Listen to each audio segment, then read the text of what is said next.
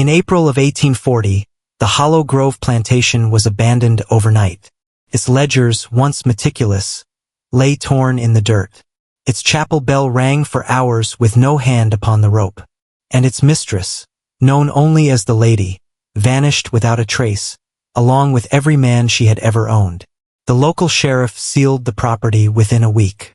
Preachers refused to step inside, claiming the air itself carried the odor of blasphemy. Yet what frightened them most was not the ruin, but the rumors. They whispered that the lady's touch was a ritual, that before selling a man, she claimed him in secret, that Hollow Grove was not a plantation at all, but a sacrificial ground where appetite and power intertwined in ways too grotesque to record. Nearly 2 centuries later, Hollow Grove has no marker, no memorial, no mention in county records. The land is forest now, but the scar remains. What happened there was erased not by time but by design. And tonight, we exhume it. The woman who came to be known as the lady was never called by her first name in the surviving fragments of letters. Even her husband, Master Samuel Crow, wrote of her as if she were an apparition rather than a wife. She was described as tall, pale, and with eyes of unnatural stillness, as one local clergyman put it. Samuel himself was little more than a figurehead. He drank, gambled, and disappeared for weeks. The lady ran Hollow Grove with ruthless precision. Every transaction, every auction, every ledger carried her handwriting. But there was another ledger. Not of cotton, not of coin. A secret register, hidden beneath the floorboards of her private quarters, mentioned only once in a sworn testimony during a courthouse dispute. It was said to contain names, men's names, each one marked by a strange symbol, a circle, broken by a line down its center. The lady's reputation among the townsfolk was complex. To the church, she was a benefactor, donating hymnals and altar cloths. To merchants, she was iron-willed, never cheated, never late. But to the enslaved, she was both jailer and judge. A woman who demanded obedience, and claimed a price no man dared refuse. And when the men she marked in her ledger were sold away, something followed them. Many never reached their destinations alive. The bodies, when they were found, bore the same carved symbol, etched into their flesh as though branded from within. The ledger was never supposed to exist. Yet a single page was described in 1857 during a contested inheritance trial. The lawyer who handled it, Elias Mercer, testified in court that what he saw did not belong to the world of man, nor to God. Each name, he claimed, was followed by a symbol, a circle bisected like an unblinking eye. Alongside it were dates, not the dates of birth or sale, but of nights spent in the lady's private chamber. Mercer swore the ink was not ink at all, but something thicker, rust-colored, and still faintly smelling of iron. The court dismissed his testimony as hysteria. The ledger was destroyed, burned under church order. But Mercer's words remained, buried in the appendices of county transcripts. He was disbarred shortly after, his mind unraveling. His wife recorded his final days in a journal. He speaks only of the circle. He scratches it onto walls, into his own skin. He says he can hear her calling from Hollow Grove. He says he sees her at the foot of our bed. When Mercer's body was discovered, he had carved the symbol across his chest, clean through the skin. His eyes were open, lips split into what his wife called a smile he could not have chosen for himself. The church sealed the matter. The plantation was left untended, the soil fallow. But beneath the earth, beneath the silence, the ledger's entries were still being tallied. Not on paper, but in blood. Field hands spoke quietly of Hollow Grove long after it was abandoned. They said the land still hummed at night, the same tune the lady used to sing when she summoned the men to her chamber. One surviving account comes from a woman named Rebecca, who was only a child in 1840. She was sold away before the ruin, and in her later years, decades after emancipation, she gave an interview to a young historian. Her words were never published, but the transcript survives. She walked among us like a spirit. The men grew thin, hollow. They said she took more than their strength. She took something you can't name. When the wagons carried them away, they looked back as if they had no faces left. Some never made it to auction. They dropped dead in the road. And the ones who lived, when they closed their eyes at night, they still heard her voice. Rebecca claimed the lady's power was not just cruelty, but consumption. Like a moth feeding from a flame, draining life until the husk remained. She spoke of nights when the air in the quarters grew heavy, choking, as though the land itself was gasping for breath. Local farmers swore the fields around Hollow Grove never yielded again. Cotton rotted before it flowered, corn withered in its stalks. They said the soil rejected all seed, as if declaring itself barren in defiance. But the true rot was not in the ground. It was in the people, those who knew, who looked away, who carried their silence like inheritance.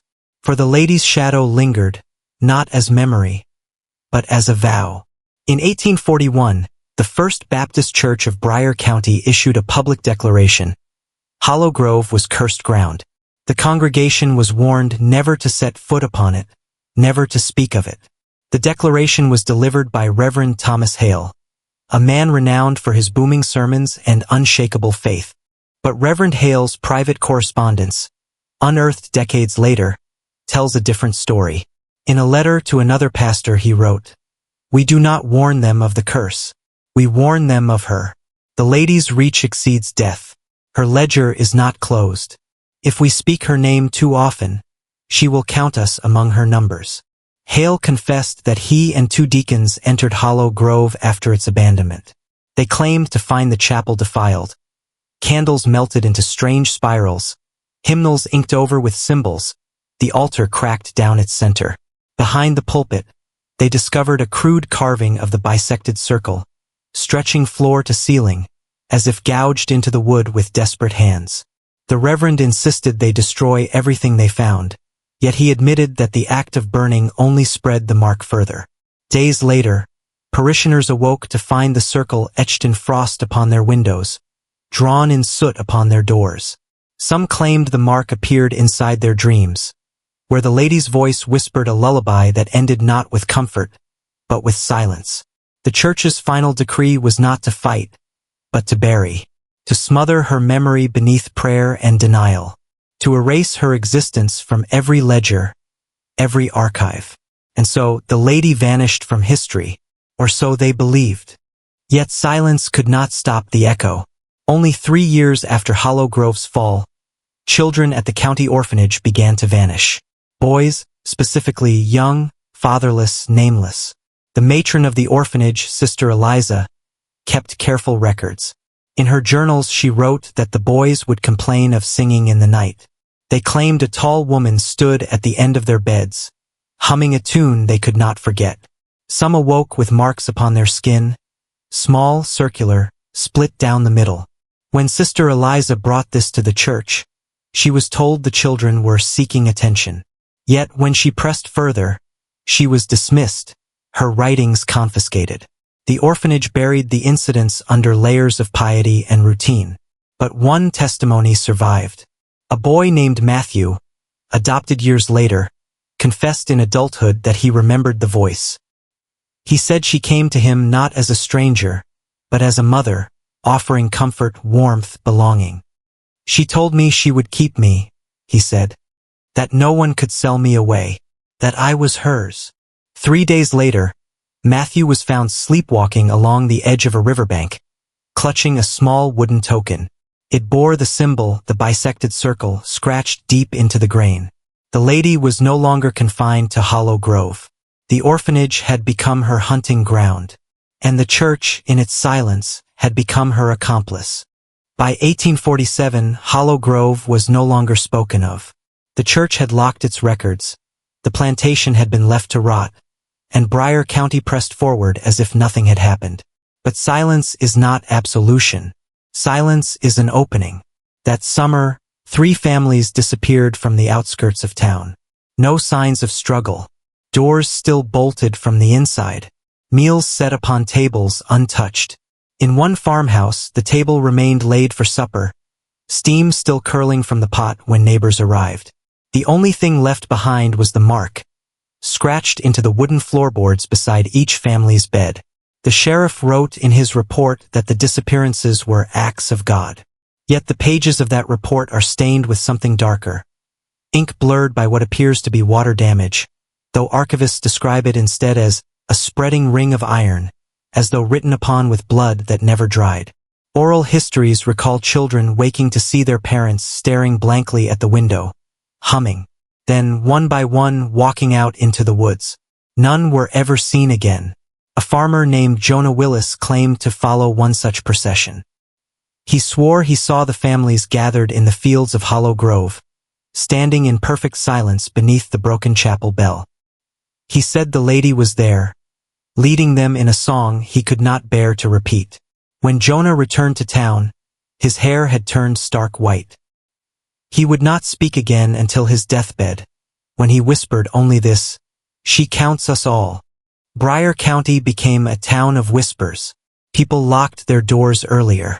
Hymns were sung louder, longer, desperate to drown the lullabies that threaded through the night air. The town council issued a decree. No one was to speak of Hollow Grove. The land was to remain untended, forbidden. Yet silence did not protect them. If anything, it made the grip tighter. Merchants began finding the symbol carved into their coin purses. School children sketched it absent-mindedly in chalk, insisting they did not know what it meant.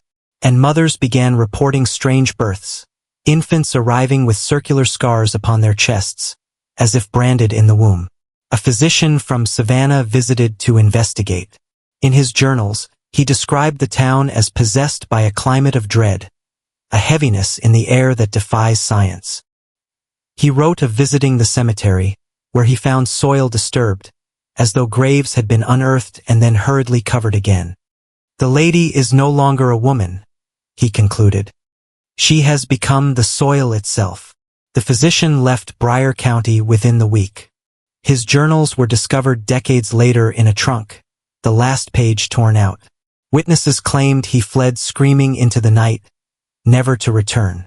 The town lived on, outwardly normal. Cotton was sold, schools were taught, sermons were given. But beneath it all was a silence more powerful than words. The silence of complicity. The silence that binds trauma to bloodlines. Generations later, descendants of Bryer County still refuse to speak of Hollow Grove. And those who try often do not finish the story. By 1852, whispers of Hollow Grove began to surface outside of Bryer County. Not in sermons, not in newspapers, but in the ledgers of the state asylum in Milledgeville. Over a dozen men from the county were admitted in less than a year. All were described as previously sane, hardworking farmers or shopkeepers, with no history of violence or instability. Yet each one began to break in the same way. First came the humming. They would sit silently for hours, mouths closed, yet the sound of lullabies filled the room as if exhaled through their skin. Then came the scratching. Symbols carved into walls, into wood, into their own flesh, the same bisected circle, drawn compulsively, endlessly. Doctors called it contagious hysteria. They isolated the men from one another, yet the symptoms repeated. Records describe one patient, Henry Lowe, who gouged the circle into his palm and declared, "She knows me. She waits for me. She counts me among the sold." None of the men lived long. Their bodies failed swiftly, hearts ruptured, lungs collapsed, veins blackened as though poisoned from within. Postmortems found no cause, only a strange discoloration beneath the skin, forming faint rings, each one split down the center. The asylum destroyed most of the records in a fire years later. Officially, it was an accident, but archivists note that the fire consumed only one wing of the asylum, the wing that housed the Hollow Grove patients. The rest of the building remained untouched. One man dared to take Hollow Grove seriously. In 1860, a traveling journalist named Charles Fenwick arrived in Bryer County after hearing rumors of the Lady of the Ledger. Unlike others, Fenwick wrote with no intention of silencing the past. He believed the story was a missing piece of America's hidden history, a key to understanding how cruelty breeds curses. He visited the ruins of Hollow Grove alone. His surviving notes, scrawled in the margins of a leather-bound journal, described the plantation as unnaturally quiet, the air dense, his body pressed upon by a weight that grew heavier with every step. Fenwick claimed the chapel remained standing, though weathered, and that the pulpit bore fresh marks despite decades of abandonment. He wrote, "The circle is not merely carved, it grows, etched deeper as though by unseen hands. The wood bleeds when touched." In his final entry, Fenwick described hearing the sound of a woman's voice singing from the field. He followed the sound until he stood at the edge of the cotton rows, long dead and withered, yet shifting as if wind passed through them. He ended with one sentence, underlined 3 times. She walked among them. Fenwick never returned to town. His horse was found riderless at the edge of the woods. His journal was discovered years later in a church cellar, damp, the ink running as though weeping from the page. The last sheet was torn out, the threads ripped violently. No one knows who kept the missing page. Some say it still circulates, passed hand to hand like a curse, carrying her voice in the margins. When the Civil War erupted in 1861, Bryan County's men marched proudly to the Confederate cause. Yet even on distant battlefields, the Lady of Hollow Grove followed them. Union diaries, Confederate letters, even doctors' notes from field hospitals tell of the same disturbance. Men from Bryan County would wake screaming in their tents, carving circles into the dirt with their bayonets. Others walked into cannon fire as if in a trance, humming lullabies no one else could recognize. One Union surgeon, Dr. Elias Shaw, recorded an incident after the Battle of Antietam. He treated a soldier from Georgia whose chest bore a scarred circle, split cleanly down the middle. Shaw insisted the wound was not caused by shrapnel or bullet but burned into the flesh by no earthly fire. Before the soldier died, he clutched Shaw's wrist and whispered, "She takes us all, one by one. I was hers before I was theirs." Word spread quickly through the ranks. Men avoided sharing tents with Bryan County soldiers, fearing the songs that leaked from their lips at night. Officers ordered silence, threatening punishment for superstitious talk. Yet silence had never worked in Bryan County, and it did not work here. By 1863, whispers claimed that entire units from the county had vanished between battles. No bodies, no graves, only the faint hum of a lullaby drifting across abandoned camps. Confederate command dismissed it as desertion. But survivors insisted they had seen their comrades walk calmly into the woods, eyes blank, as though summoned by a hand unseen. The most chilling account comes from the aftermath of the Battle of Chickamauga. Survivors from both sides described an entire regiment of Georgia men missing. Not killed, not captured, missing. Their rifles lay stacked neatly in pyramids. Their packs remained zipped. Their boots were arranged in pairs at the edge of a wooded ravine. But there were no men.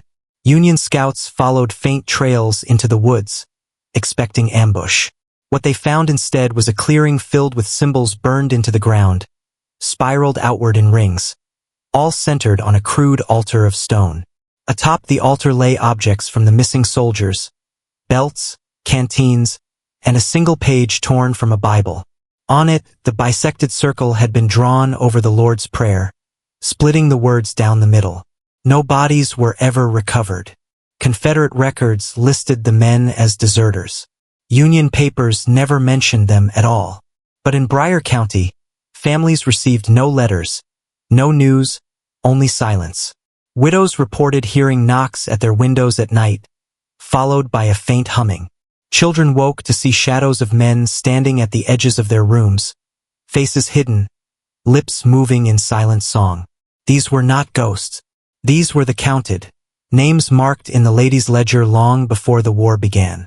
Hollow Grove had stretched its reach beyond fields and chapels, beyond county lines, into the marrow of a nation tearing itself apart.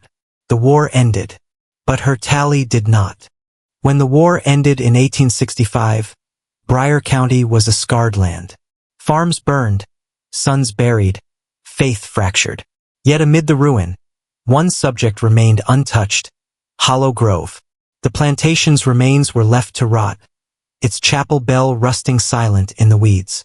But the silence had weight. Families whispered that widows of Briar County were not truly widows at all, that their husbands still walked the forests, faceless, humming lullabies in the dark. Children were warned never to wander near Hollow Grove's border. And yet, those same children returned with tokens. Buttons, scraps of uniforms, rings etched with the mark. The Reconstruction government sought to restore order. They dispatched surveyors to parcel the abandoned land, to divide Hollow Grove into new plots. Every man who set foot on the soil refused to return. One surveyor was found wandering barefoot miles away, his clothes soaked in dew though the ground was dry. When questioned, he said only, "She measured me first." Local politicians turned their eyes away. The church spoke louder than ever, proclaiming redemption, obedience, silence. Reverend Hale was gone, but his successors inherited the same fear. Their sermons never mentioned Hollow Grove, yet their voices trembled when the wind carried the faint sound of bells. The plantation became more than a ruin. It became a boundary, a forbidden wound carved into the county. A place spoken of only in warnings, where absence itself was the proof. The lady's legacy did not die with her plantation, passed into blood. By the 1870s, townspeople began whispering about the children of Briar County. Some were born with strange scars, circles upon their skin, faint but unmistakable. Others displayed a peculiar stillness in their eyes, a silence too deep for childhood. Teachers reported that these children often drew the same symbol on slates without knowing why. Families tried to hide it. Mothers pressed cloths against scars. Fathers forbade their children from humming. But the songs bled through. At night, neighbors swore they heard lullabies drifting from houses where no one sang. One physician documented a boy whose heartbeat, when listened to through a stethoscope, thudded not in rhythm but in two uneven halves, like a circle broken down the center. He warned the family that the child might not live long. Yet the boy grew, silent, watchful, carrying the mark of something older than blood. As decades passed, the lady's story became myth. But myths do not die, they embed.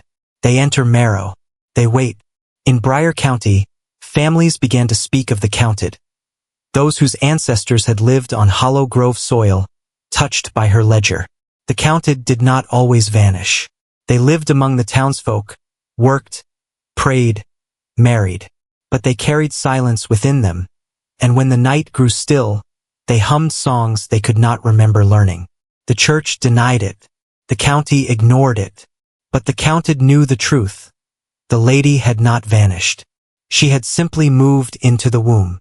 By the turn of the century, America was changing. Railroads carved through farmland, factories rose, and the old ways of the South began to wither. But progress is a thin mask. Beneath it, Hollow Grove still waited. In 1902, a railroad company proposed laying tracks through Briar County. Surveyors mapped the line directly across Hollow Grove's ruins, dismissing local protests as superstition. When work began, laborers unearthed foundations. Stone walls blackened as though fire had poured through them. Beneath the chapel's ruins, they struck something else. A sealed vault. Workers described hearing hollow knocks from inside. Some refused to continue. Supervisors ordered the vault broken open. Inside, they found not coffins, but shelves, rows of ledgers, bound in dark leather, untouched by time. Each ledger contained only names, thousands of names. Beside each, the same bisected circle. The ledgers were seized by the company, shipped to an office in Atlanta. The vault was sealed with concrete, the tracks diverted. No official record remains of the ledgers today. But the workers told their families what they saw, and their families told others. They said the ledgers pulsed with warmth, as though alive. They said the names on the pages were not of the past, but of the future. Weeks later, accidents plagued the railroad camps. Men vanished in the night. Machinery failed. Tools rusted. Within a year, the company abandoned the Briar Line entirely. Hollow Grove remained unbroken, the land refusing progress, the silence growing deeper. In 1911, a journalist named Margaret Ellison traveled to Briar County. She had heard rumors of the vault, of the ledgers, of the counted, still living among the townsfolk. Unlike Fenwick before her, Ellison carried a camera and the conviction of modern science. She believed superstition was the mask of truth waiting to be photographed. Her notes described the town as suffocated by silence. She wrote, "It is not merely fear, it is agreement. Every face turned away, every mouth closed. It is the silence of conspiracy." Ellison visited the ruins of Hollow Grove. She photographed the chapel foundation, the scorched stones, the rusting bell. But the most chilling images were those she never showed in public. In her private journal, she claimed that when her negatives developed, faces appeared where no one had stood, hollow, pale, mouths open as if singing. Her final note reads, "I found the circle carved in my hotel mirror. It was not there when I entered. The glass wept. She is not legend. She is ledger. She counts me now." Ellison vanished before her photographs were published. The glass plates were discovered in a trunk decades later. Most had cracked. On the few that survived, the chapel ruins stand stark against the sky. But if you look closely, in the corner among the weeds you can see a figure, tall, still, watching. The town buried her story as they had buried all others. But silence cannot unmake an image. And the lady had stepped into film. The Great Depression left Bryan County scarred in new ways. Farms failed, hunger spread, and once again, the orphanage filled with children. But the silence returned with them. Records from the county orphanage in 1932 described children waking with strange scars upon their chests. Teachers complained of lullabies hummed in unison by groups of children who swore they had never learned the songs. One nun wrote, "They look at us with eyes too old. They whisper about a woman who comes at night, who says they are hers. They say she counts them." Local doctors dismissed it as malnutrition, hysteria. But the scars deepened. One boy was found at dawn with the bisected circle carved across his chest. Yet no blade was ever found. He survived, but never spoke again. Church officials intervened, confiscating the orphanage's journals, forbidding mention of Hollow Grove. But whispers spread. Townsfolk said the children were born counted, descendants of families long tied to the lady's ledger. They said the depression was no accident, but her hunger made visible, draining, consuming, tallying again. In 1935, the orphanage burned to the ground. Official cause, faulty wiring. But survivors swore they heard the chapel bell of Hollow Grove ringing as the flames consumed the building. No bell stood there. No bell had for nearly a century. The fire erased the children's records. But the silence endured. When the Second World War began, Bryan County sent its sons overseas. But just as in the Civil War, something traveled with them. Military chaplains reported men who refused to sleep, terrified of lullabies that no one else could hear. In barracks, soldiers from Georgia carved circles into their bunks, their helmets, even their skin. One medic described patching a wound that bled in perfect symmetry, half on one side, half on the other, as though split by an invisible blade. In 1944, a unit from Bryan County vanished in France. Their camp was discovered intact. Rifles stacked neatly, boots arranged at tent doors. The only trace was a field notebook from their captain. The final entry, "She calls across the ocean. She counts even here." When news of the missing men reached Bryan County, families swore they heard knocking on their windows at night. Some saw shadows of soldiers standing in their yards, mouths moving silently, as if singing across an ocean. The war ended. The men did not return. The military declared them lost in action. But in Bryan County, the story was different. The lady's ledger had gone global. No longer bound to soil, no longer bound to time. And when survivors returned, they carried the silence. Families described fathers who sat for hours in the dark, humming lullabies with no memory of the words. Sons who returned with scars that could not be explained. Wives who woke to find the circle scratched into their walls, though their husbands slept beside them. The Lady of Hollow Grove had not been erased. She had multiplied. By the mid-20th century, Hollow Grove was no longer just a ghost story. It was an absence deliberately engineered. Records disappeared from courthouses. Church registers were rewritten. University historians dismissed the tale as rural hysteria. Yet fragments slipped through. A box of Ellison's photographs surfaced in 1952, sealed in an estate auction. Handwritten letters from soldiers mentioned the humming. And scattered across Georgia, families whispered of children still being born with the mark. Circles, faint, bisected like the ledger's page. Archivists who investigated Hollow Grove often met strange ends. In 1954, a researcher from Emory University disappeared after visiting Bryan County. His car was found idling at the roadside, doors open, headlights on. In the passenger seat sat his notes. A sketch of the circle drawn again and again until the paper tore. Those who pry too deeply into Hollow Grove often speak of the same experience. A silence that grows louder the longer one studies. Nights filled with faint humming. A woman's presence at the edges of mirrors. A ledger that is not a book but a shadow falling over generations. The lady was never buried. She was archived, not in shelves of paper, but in blood, in silence, in the marrow of the counted. Her ledger is America itself, and her tally runs through every institution that swore it would never be revealed. What Bryan County did was not to silence her. It was to teach us how silence itself becomes a vessel. And silence, like hunger, never ends. Hollow Grove is not a place. It is not a plantation. It is not even a woman.